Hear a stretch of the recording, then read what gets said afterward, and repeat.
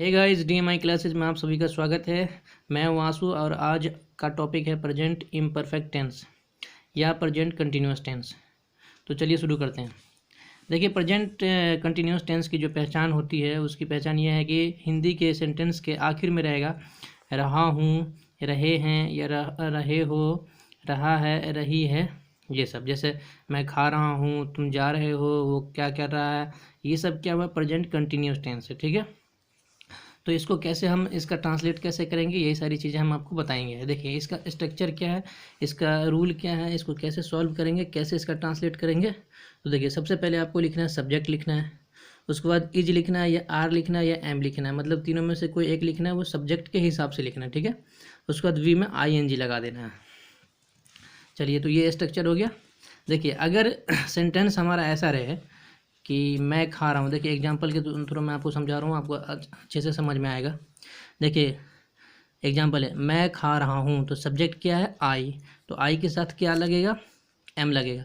आई के साथ एम लगता है। ठीक है, आई के साथ इज या आर नहीं लगता है, आपको याद करना पड़ेगा। आई के साथ एम लगता है, तो आई लगा दिया हमने। सब्जेक्ट हम यहाँ हमारा, तो आई लिख दिया हमने।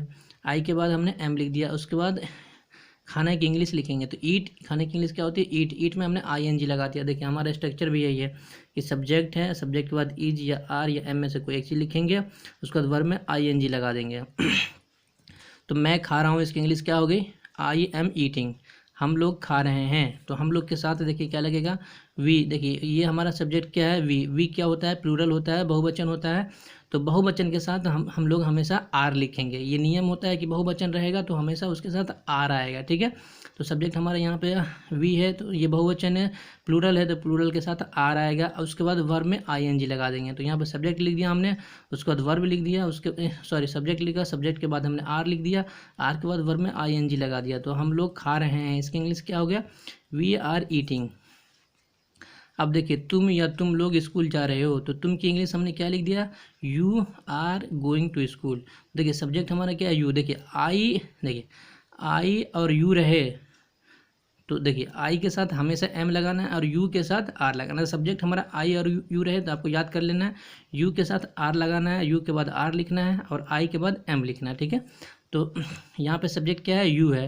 तो जब सब्जेक्ट यू है तो हम वहाँ पे आर लिखेंगे, उसका वर्ब में ING लगा देंगे, उसके बाद जो एक्स्ट्रा वर्ड है हमारा वो लिख देंगे। ठीक है, तो तुम या तुम लोग स्कूल जा रहे हो, इसकी इंग्लिश क्या होगी? यू। ये हमारा सब्जेक्ट यू है, यू के बाद हम जानते हैं कि आर लगता है, तो यू के बाद आर लगा दें दिए हमने, फिर वर्ब में ING लगा दिया, उसके बाद जो एक्स्ट्रा वर्ड है वो हमने लिख दिया।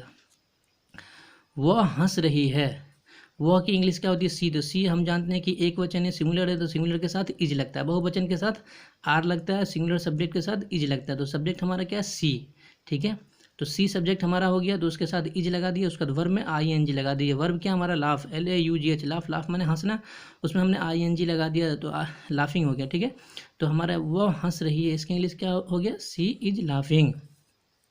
राम सो रहा है, तो राम, देखिए कोई भी इंसान का नाम हो, लड़का का या लड़की का, औरत का या मर्द का, किसी का भी नाम हो, वो सिंगुलर होता है। तो देखिए, सब्जेक्ट हमारा क्या है? सिंगुलर है। राम, राम की इंग्लिश हमने लिख दिया राम।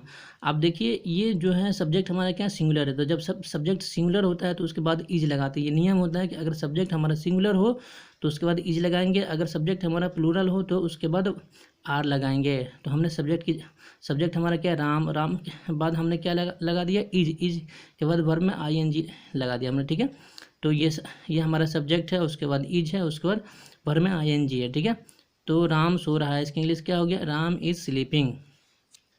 लड़के खेल रहे हैं, तो देखिए लड़के की इंग्लिश क्या हो गया? The boys. ठीक है, आर प्लेइंग। देखिए, लड़के यहाँ पे द बॉयज़ इसलिए आया कि कुछ लड़के खेल रहे हैं, कहीं पे कोई लड़के 2-4 लड़के होंगे, वो लोग खेल रहे हैं। पूरी दुनिया में जो लड़के हैं वो नहीं खेल रहे हैं, तो कुछ लड़के जो दिखाई दे रहे हैं खेलते हुए, तो उस यहाँ पे, इसलिए यहाँ पे जो है द बॉयज़ हो गया। ठीक है, ये कुछ लोगों के लिए होता है, पूरे लड़के को ये डिनोट नहीं करता, पूरे लड़कों का संबोधन नहीं कर रहा है ये। ठीक है, तो द बॉयज़ हो गया, तो सब्जेक्ट हमारा क्या होगा? प्लूरल हो गया। जब सब्जेक्ट हमारा प्लूरल होता है तो यहाँ पे क्या लगाएंगे? आर लगाएंगे, इज नहीं लगाएंगे। तो सब्जेक्ट हमारा प्लूरल है तो हमने यहाँ पे आर लगा दिया, उसके बाद वर्ब में ING लगा दिया। वर्ब हमारा क्या है? प्ले। प्ले में हमने ING लगा दिया, तो क्या हो गया? प्लेइंग। तो लड़के खेल रहे हैं, उसका क्या हो गया? The boys are playing. पहले हमने सब्जेक्ट लिखा, सब्जेक्ट हमारा क्या है? The boys.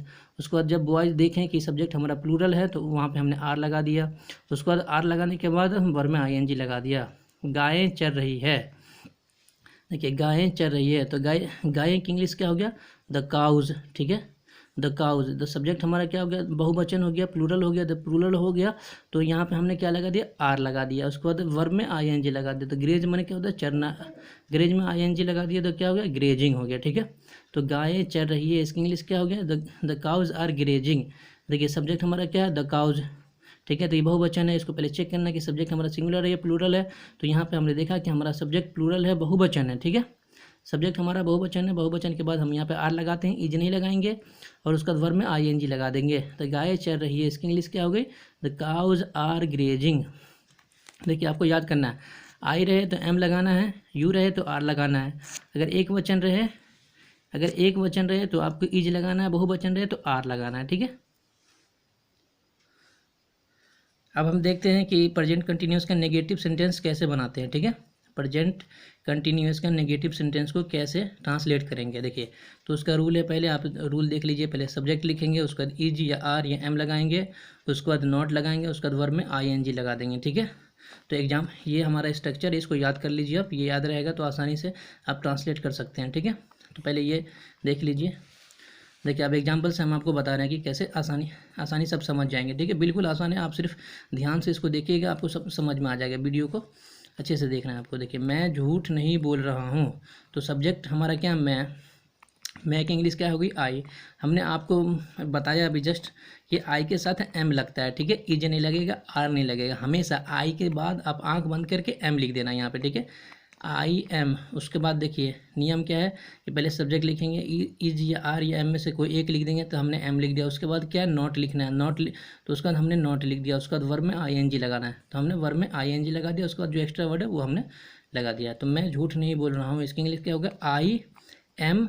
तो ये सब्जेक्ट हो गया। उसके बाद ये जो है हमारा इज आर एम में से कोई एक हो गया, तो ये दो हो गया, सब्जेक्ट प्लस एम। उसके बाद प्लस ये नॉट है, तो हमने नॉट लगा दिया। उसके बाद वर्ब में आईएनजी लगा के एक्स्ट्रा वर्ड लगा दिया। तो मैं झूठ नहीं बोल रहा हूँ, इसकी इंग्लिश क्या हो गया, I am not telling a lie. ठीक है, वो नहीं पढ़ रहा है, तो वह की इंग्लिश क्या होगा, ही। तो ही देखिए ये सिंगुलर है, एक वचन है, हमारा सब्जेक्ट सिंगुलर रहता है तो इज लगाते हैं। तो यहाँ पे ही क्या है, सिंगुलर है, तो हमने इज लगा दिया। इज लगाने के बाद नॉट लगाना है हमको, आंख बंद करके, इज आर एम, इसके बाद नॉट लगाना है। ठीक है, इज आर एम के बाद नॉट लगाना है। तो सब्जेक्ट हमारा ही है, ही के बाद हमें इज लगाएंगे, इज के बाद नॉट लगाएंगे, उसके बाद वर्ब में आईएनजी लगा देंगे। तो यहाँ पे पढ़ना की इंग्लिश क्या होती है, रीड। तो रीड में हम क्या लगा देंगे, आईएनजी। तो क्या हो जाएगा, ये रीडिंग। तो वो नहीं पढ़ रहा है, इसकी इंग्लिश क्या हो गया, ही इज नॉट रीडिंग। ठीक है, वे लोग नहीं जा रहे हैं, तो ये वे लोग की इंग्लिश क्या हो गया, दे माने क्या होता है, वे लोग। तो हमारा सब्जेक्ट यहाँ पे क्या हो गया, प्लूरल हो गया, बहुवचन हो गया। तो बहुवचन के बाद क्या लगाते हैं, आर लगाते हैं।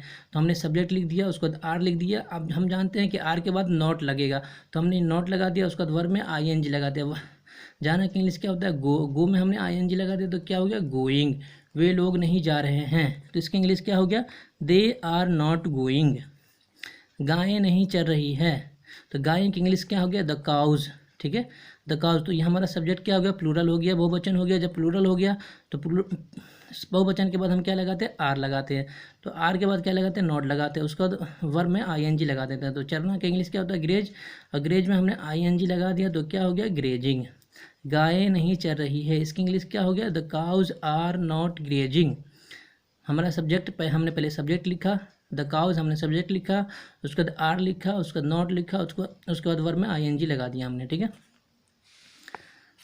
उसके बाद आप देखिए ज़रा ध्यान देने वाली बात यह है कि अगर हमारा सेंटेंस इस तरह का हो तो कैसे बनाएंगे। देखिए जैसे वो 2 दिनों से दौड़ रहा है, अगर हमारे सेंटेंस में से लगा रहे, मतलब 2 दिनों से, ठीक है, इस टाइप का अगर है, ये चीज़ देख लीजिए, अगर ये रहे, ये आप याद कर लीजिए, 2 दिनों से, 1980 से, सोमवार से, सुबह से, 9 बजे से, अगर ये सब रहे तो इसका ट्रांसलेशन आपको, अगर ये सब रहे तो आपको इसका translation present perfect continuous tense के हिसाब से बनेगा, जो हम आपको अगली वीडियो में बना के दिखाएंगे। ठीक है, देखिए तो ये सब रहे तो आपको इस हिसाब से प्रेजेंट कंटिन्यूअस के हिसाब से नहीं बनाना है, आपको ये प्रेजेंट परफेक्ट कंटिन्यूअस के हिसाब से बनाना है। तो ये कैसे बनेगा, देखिए अगर वह 2 दिनों से दौड़ रहा है, मतलब इसने पास्ट में कोई काम शुरू किया, अभी भी दौड़ ही रहा है, ये काम अभी भी चल ही रहा है, तो वह 2 दिनों से दौड़ रहा है।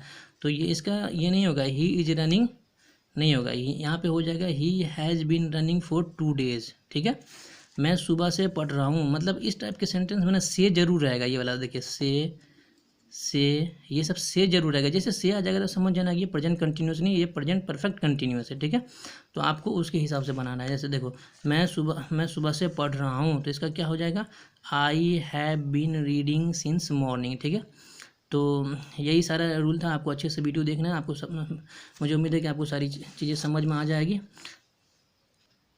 अगर आपको वीडियो अच्छी लगी तो वीडियो को लाइक कर दें, मेरे चैनल को सब्सक्राइब कर दें। अगर आप चाहते हैं कि ये वीडियो आपका दोस्त देखे तो आपको उसको व्हाट्सएप पे शेयर कर दें। Thank you.